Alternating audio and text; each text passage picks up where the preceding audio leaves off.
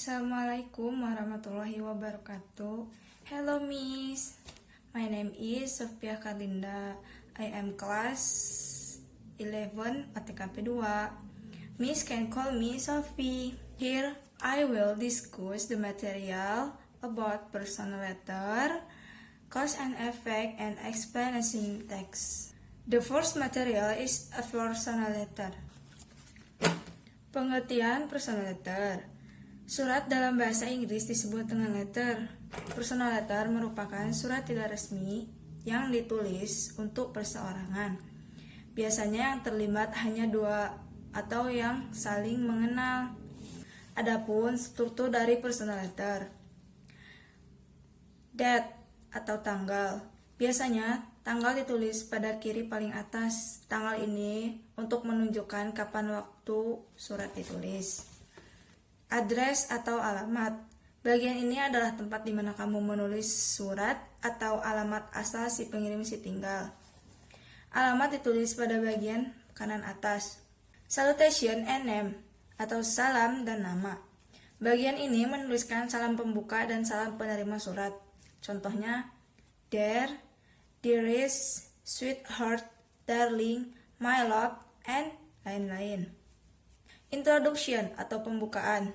Pembukaan dari surat biasanya dimulai dengan sebuah pembukaan seperti tanggapan dari surat sebelumnya, atau bisa juga dari awal perkenalan diri jika kalian baru memulai surat menyurat. Body atau isi surat. Bagian ini merupakan isi atau inti dari surat. Pada bagian body ini kalian menceritakan sebuah isi surat yang ingin kalian ceritakan. Closure atau penutup. Bagian ini menunjukkan bahwa surat akan segera berakhir. Complimentary close atau salam penutup. Bagian ini merupakan ungkapan penutup pendek seperti with love, sincerely yours, with love, and so on. Signature atau tanda tangan. Bagian ini berada di bawah complimentary clause. Kalian bisa membubuhkan tanda tangan atau bisa juga hanya inisial nama kalian saja. And the next material is on cause and effect. Cause and effects text adalah jenis paragraf yang berisi analisa-analisa penulis tentang sebab dan akibat. Paragraf ini diawali dengan sebab yang dijabarkan di awal kalimat, kemudian ditarik menjadi satu kesimpulan umum yang merupakan akibat dari penyebab-penyebab yang telah dijabarkan tersebut. Model paragraf cause and effect ini biasanya sering digunakan dalam penulisan esai dan text explanation. Hal ini dikarenakan model dianggap memiliki alur penyampaian gagasan yang jelas dan terstruktur, sehingga para pembaca mudah mengerti ketika membacanya. Generic struktur. Paragraf cause and effect memiliki susunan atau generic struktur sebagai berikut. Number 1, memiliki gagasan utama pada topik sentence yang akan dibahas dalam keseluruhan paragraf. Memiliki supporting detail atau kalimat-kalimat pendukung yang berupa penyebab. And number 3, diakhiri dengan concluding sentence atau kesimpulan yang berupa akibat. Language form. Paragraf cause and effect memiliki gaya bahasa seperti bawah ini. Number 1, menggunakan tenses yang tergantung dan konteks dalam waktu dan kalimat. Dengan kata lain, dapat berupa past tense, present tense, atau future tense. Banyak yang menggunakan kata kerja atau verb dalam kalimat aktif dan pasif.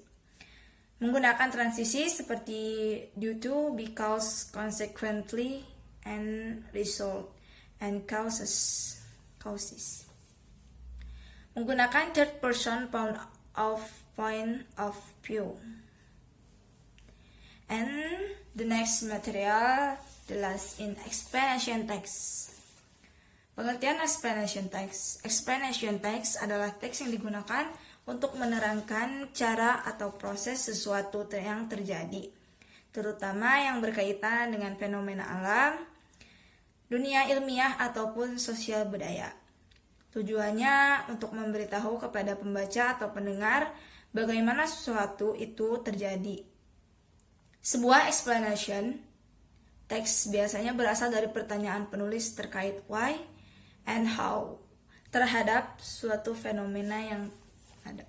Adapun tujuan dari explanation text. Tujuan explanation text yaitu untuk menerangkan proses-proses yang terjadi dalam pembentukan sesuatu atau kegiatan yang terkait dengan fenomena-fenomena alam, sosial, ilmu pengetahuan, dan budaya yang bertujuan menjelaskan mengapa dan bagaimana hal tersebut bisa terjadi.